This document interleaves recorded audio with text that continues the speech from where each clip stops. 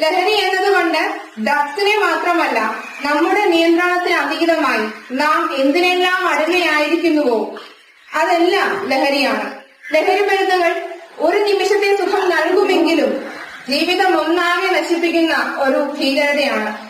ഓരോ യുവാവിന്റെയും ഭാവി സ്വപ്നങ്ങൾ കൊണ്ട് നിറഞ്ഞതായിരിക്കുമ്പോൾ ലഹരിക്ക് മുന്നിൽ കീഴടങ്ങുന്നത് ഒരു വലിയ നഷ്ടമാണ്.